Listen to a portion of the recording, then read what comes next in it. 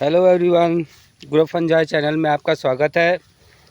जैसा कि मैं इस चैनल पे स्टोरी लेके आता रहता हूं, तो आज इस वीडियो में मैं अपने 12th स्टोरी लेके फिर से आया हूं और आपके सामने फिर मैं शेयर करूंगा इसको।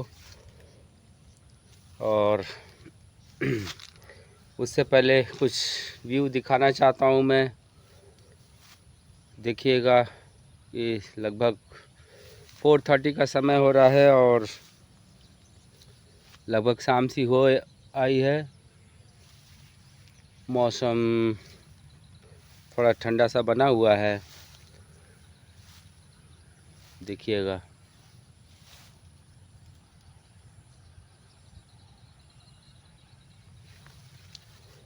चलिए, इसी के साथ मैं अपनी स्टोरी आपको कहता हूँ। देखिए, एक समय की बात है। एक राज्य में एक राजा थे और वो राज्य ठीक ठाक से चला रहे थे। प्रजावासी भी खुशी थे और अपना अपना समय व्यतीत कर रहे थे।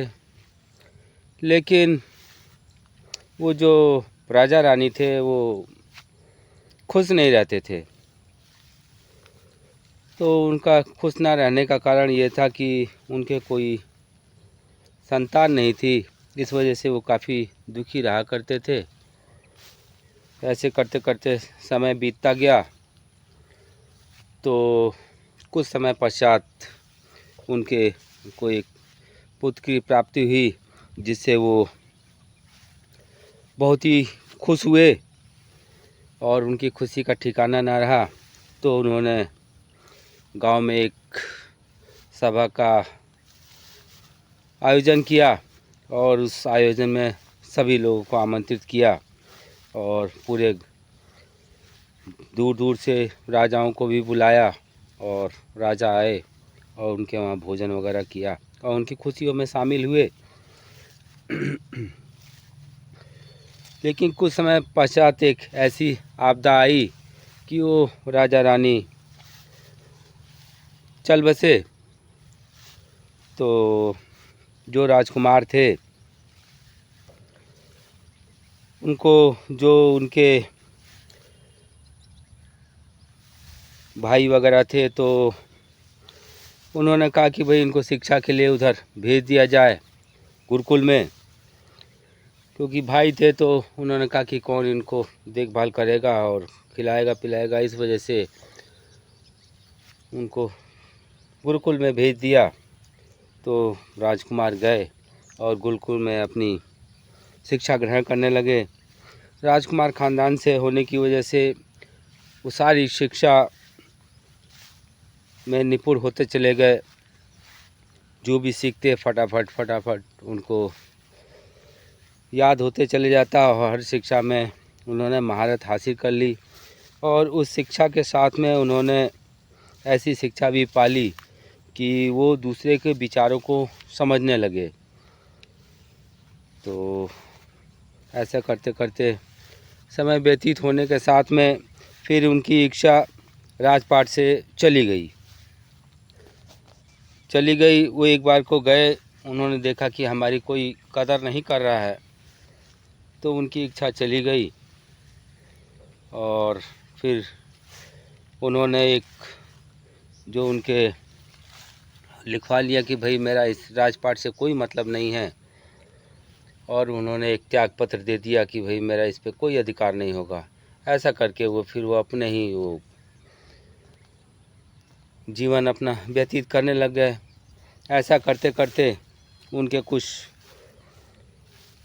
चेले वगैरह बन गए।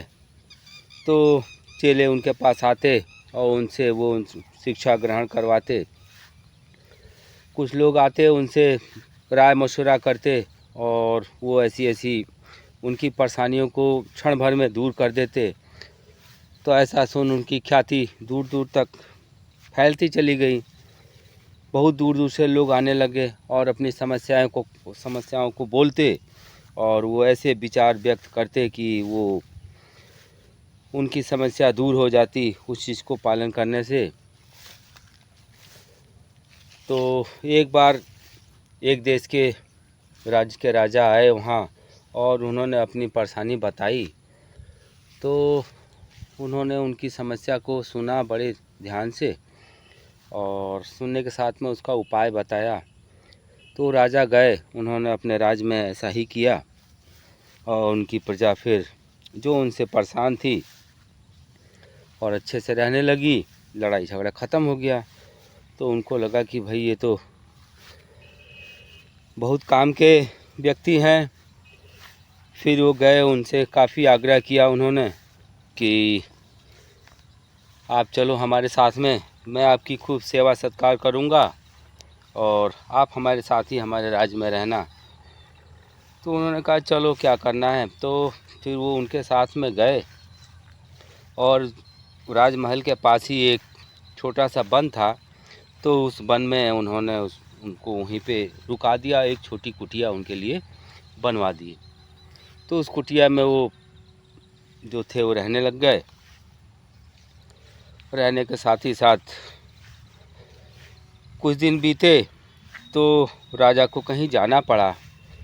तो राजा को जब जाना पड़ा तो उन्होंने अपने रानी से कहा कि भाई मैं तो जा रहा हूँ, ज़रा इन संत महाजन की थोड़ी देखभाल कर देना और उनके खाने पीने में कोई कसर ना रह जाए। बहुत पहुँचे हुए ये महात्मा है और इनकी कृपा से ही हमारा राज्य इस समय चल रहा है। तो जो रानी थी वो उन्होंने अपने दास वगैरह को बोल दिया कि जाओ भाई देखो वो संत महाराज जी हैं और उनके लिए ये खाना दे दो। तो खाना उन्होंने सुन तो लिया, लेकिन जो खाना टाइम पे जाना चाहिए था वो कुछ 1-2 घंटे बाद वो लेके गई, जिससे वो काफ़ी नाराज़ हुए। जब राजा आए तो उन्होंने से शिकायत करी कि नहीं भैया मैं जा रहा हूँ आपके राज्य को छोड़ के, और ऐसी ऐसी बात उन्होंने कहा अरे हमें माफ़ कर दो, अब से ऐसा नहीं होगा। फिर वो रानी के पास गए और कहे कि भाई तुमने हमारी अब्सेंस में ऐसा ऐसा किया और वो संत महाराज जी काफ़ी नाराज़ हैं।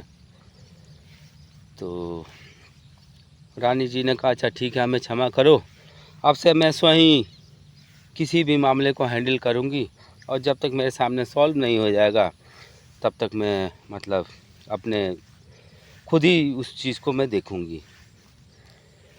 तो फिर ऐसी कुछ समय हुआ और फिर एक बार उनको कहीं जाना पड़ा। तो वो राजा गए और फिर आने से बोले कि देखो भाई महात्मा जी का आप ख्याल रखना, उनके ही सब सुझावों से और सारे सलाह मशवरा से हमारा राज्य चल रहा है। तो अब रानी ने कहा कि ठीक है। अब वो रानी अपने क्या नाम है खाना वगैरह ले लुआ के दासियों के साथ में अपने साथ में ही गई और महात्मा जी को उन्होंने सब कुछ जो भी खाना वगैरह पकवान थे दिए।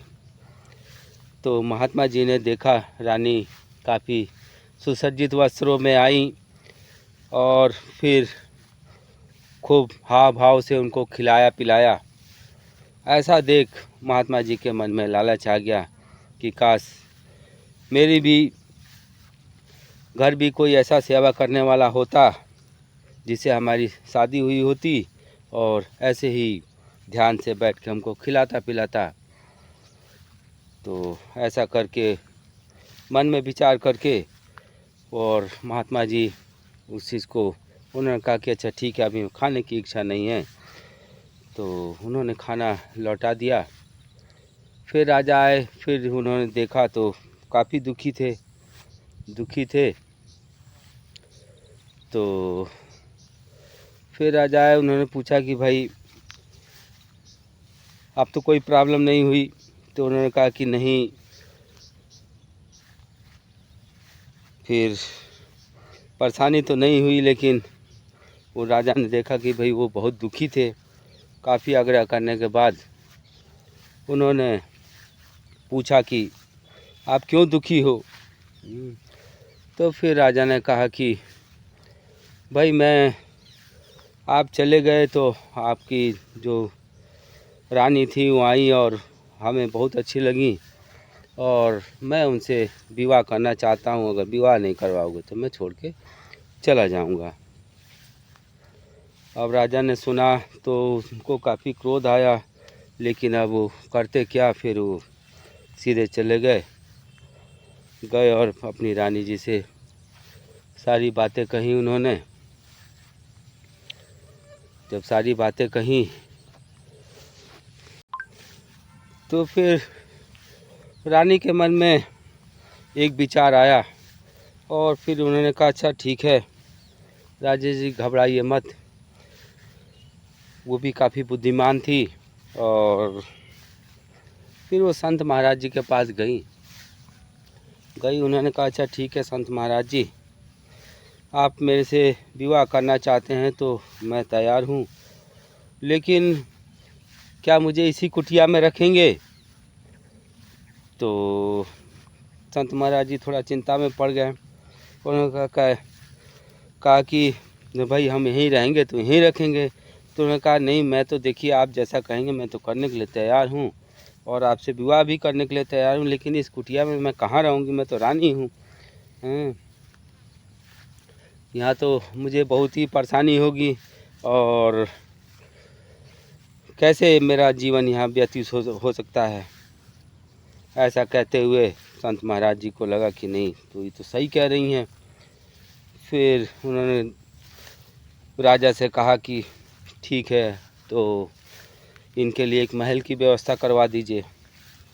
तो एक महल की व्यवस्था करी। फिर रानी ने कहा कि भाई रोज़ एक ना एक डिमांड करने लग गई।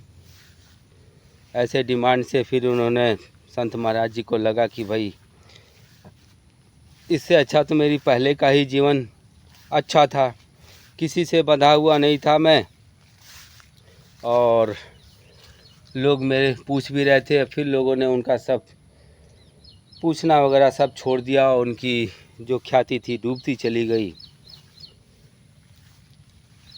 फिर उनको समझ में आया कि मेरे से भूल हो गई और उन्होंने रानी से क्षमा मांगी और कहा कि नहीं, आपका स्थान जहाँ आप थी वहीं है और मेरा भी स्थान मैं जहाँ था वहीं है। तो उनको समझ में आया, लेकिन तब तक काफ़ी देर हो चुकी थी और लोग उनको भूल चुके थे। और ऐसे भूल की वजह से फिर उन्होंने उनसे अपना सब कुछ देखा नहीं गया और उन्होंने अपना शरीर त्याग दिया। तो इस स्टोरी में आपको मैं ये कहना चाहूँगा कि इच्छा से ज़्यादा कभी भी इच्छा नहीं करनी चाहिए। इच्छा उतनी ही करनी चाहिए जो पूरी हो सके।